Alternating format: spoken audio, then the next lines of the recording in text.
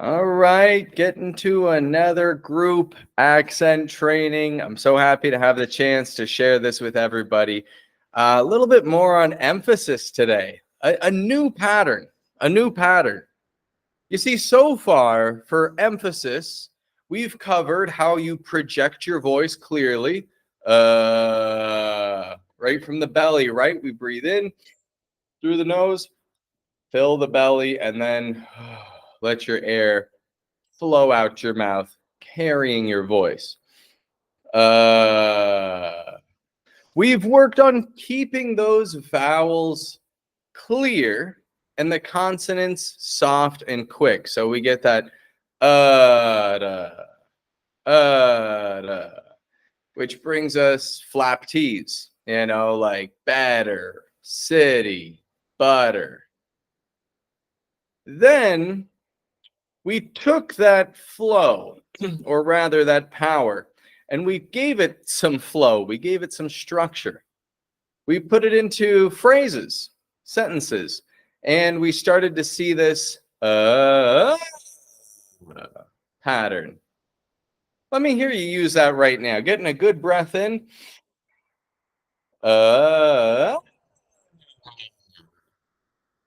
This is a part of our warm-up. I need everybody doing this. Everybody doing this with me. Come on, let's go, folks.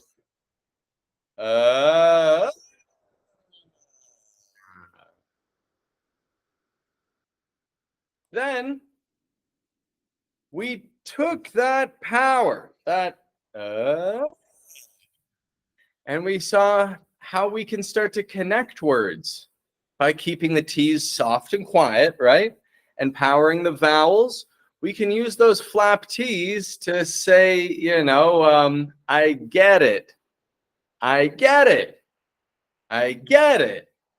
I get it. So we connect our words together. Now, we've discussed statements just now. How about yes or no questions? Rather, open questions. In our previous chat, we were talking about open questions, right? Open questions follow, really, it's the same flow. And what we were focusing on was putting that emphasis on the final word in the sentence. Letting it rise up and down there. And then you'd get phrases like, how was your day? Where did you get it? Or where did you get it? Now, where did you get it? Because it it being a grammar word isn't going to be stressed typically. We would stress get, the verb, right? Where did you get it?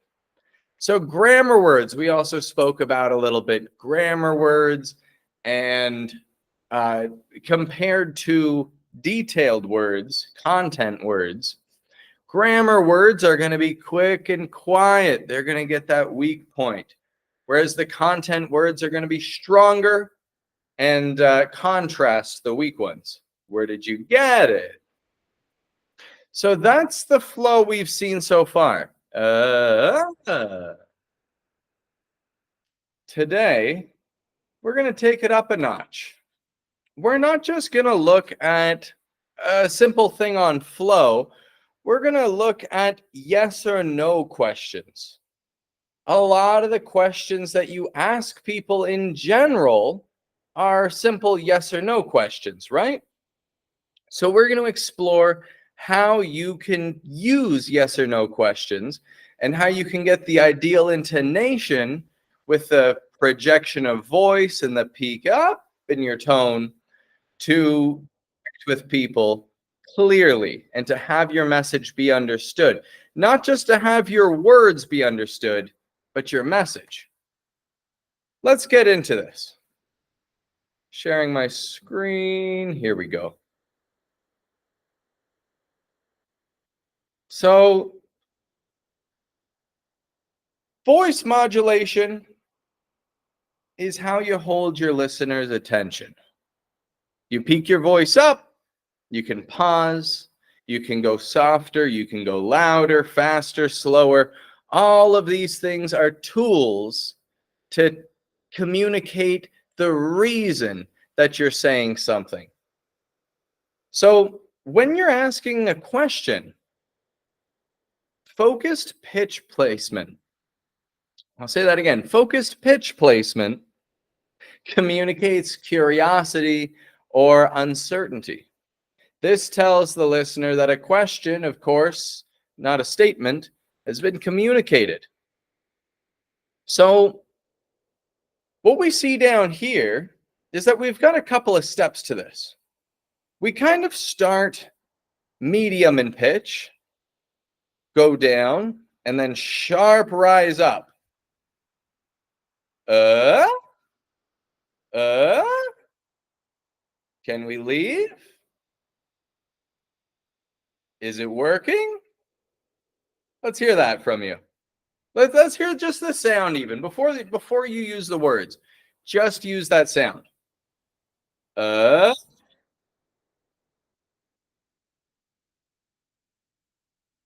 Can we leave? Is it working? Now, many of you listening are doing this and you aren't peaking your voice up the 2 octaves that it needs to go. And it's because your brain's telling you, hey, that sounds weird. You don't want to sound like a clown or something. Well, this isn't clown school, folks. This is accent training, and we peak our voice up 2 octaves in order to communicate a yes or no question. Are you there? Does it help? Repeat those phrases back to me. Clear, sharp, rise up.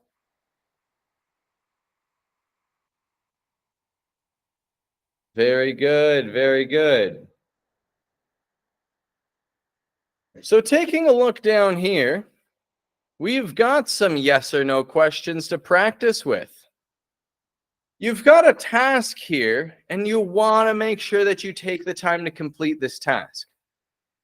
Look to this document. You'll find it in the module. I'll include it in school, and that's where you'll get your hands on this task.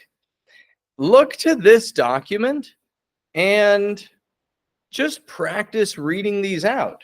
Do you want any? Is that your car? As you read them out, record your voice and listen for that rise in tone. Try to see if it matches mine. Listen to the replay of this later, or listen to the videos that I'll post up there as well. Try to get that match your tone to the same as mine, 2 octaves up.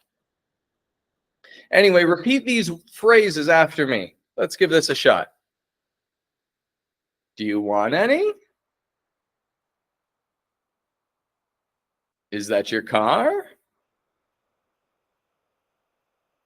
Will you make it out?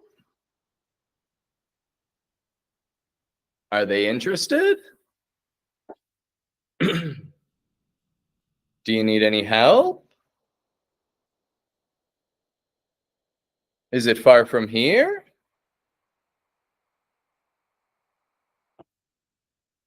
Do you like spicy food? Do you need a ride? Did you lock the door? Have you met my friend?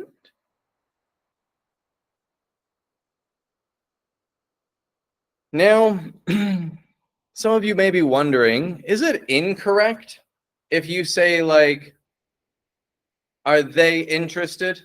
Are they interested? And I'll tell you, it isn't incorrect because you're using all the correct words, right? But your words may not be interpreted as you're meaning them to be. It may sound like you don't like whoever they are. Are they interested? I don't like them. I don't want to be with them. Are they interested? Versus, are they interested? Are they interested?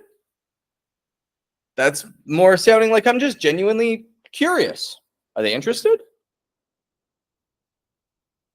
And if you were to say, are they interested? Are they interested? It almost sounds like, well, it completely sounds like you don't believe that they're interested. Are they interested? Now, these nuances of context we will look at more in depth in the days to come. And the reason for that is because I don't want to throw all these details of patterns at you at once. That's not going to serve you. What's going to serve you is learning one simple pattern at a time. Uh, is that your car?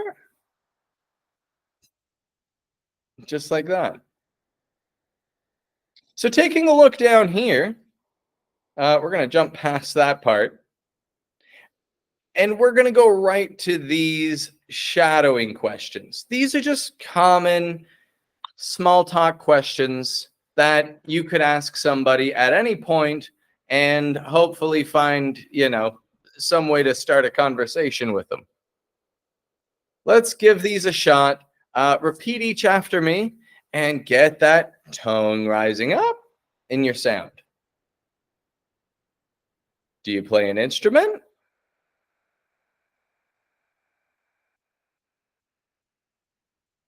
Is it sold out?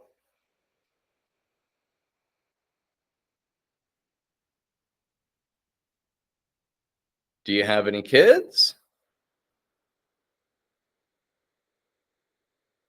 Are you into sports? Did you make plans? Is it your first time here?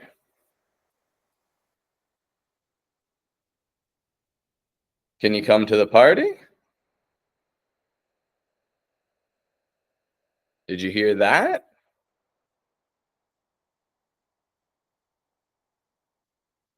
Are you hungry?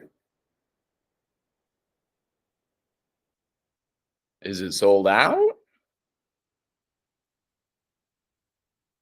Do you like coffee?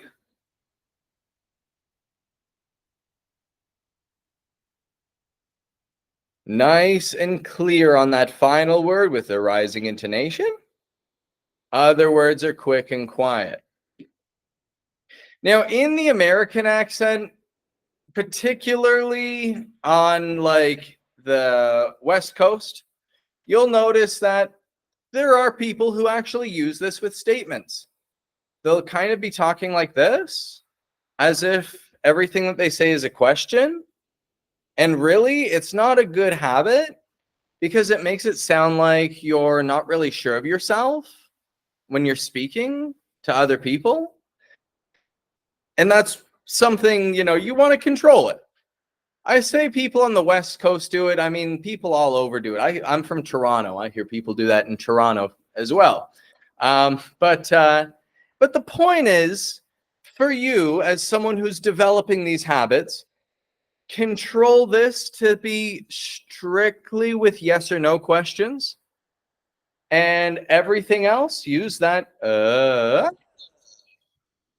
for now as you develop these habits, as you develop this intonation. That's how you're going to see the most results. Now, I've got a simple exercise for everybody here. And this is something that you want to make sure that you dedicate some time to. There are 8 auxiliary verbs written before you.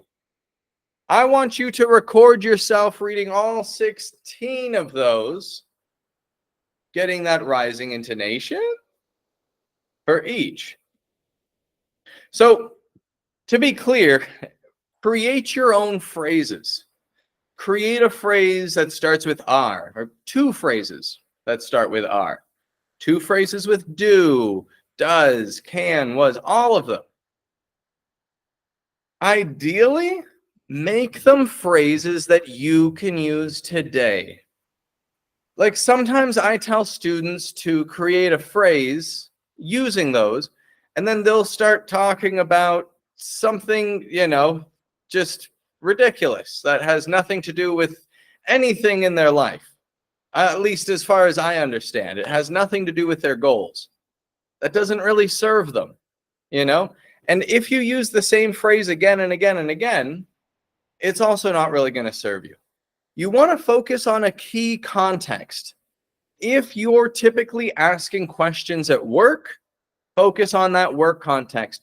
Focus on somebody that you will be asking a question to when you're working.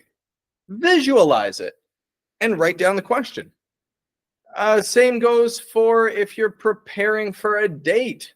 Maybe you've got somebody coming up that you got a date with, and you're going to be speaking to them in English. Hey, practice it by just think of the question, write it down, and get that rising intonation.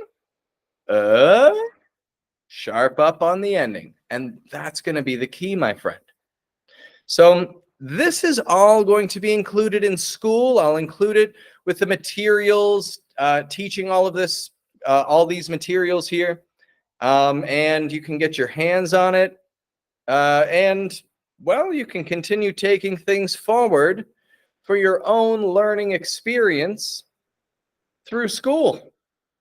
So I guess this pretty well brings us to wrapping things up for today. This has been a not a complex session, but an extremely important one for your foundational development of the American accent. This has been a core pattern that we've worked on here today, something that you absolutely must develop if you want to develop a clear American accent sound. So give it a shot, get the feeling for that. Just record yourself. Try to notice if you're getting that sharp rise up in your voice. And if you feel that you aren't, experiment a little bit more. Just rise it up and you're going to get there. It's going to feel a little bit silly. I can guarantee that. It's going to feel silly at first, but it's going to pay off big time. Well, I'm going to leave you folks off with I'm going to leave you folks off with that. We'll settle this here, and we'll take things from here in the days to come. So have a good one, everybody. It's been a real pleasure, just being able to give this information today, giving it live, and I look forward to seeing more of you out here next week. Have a good one.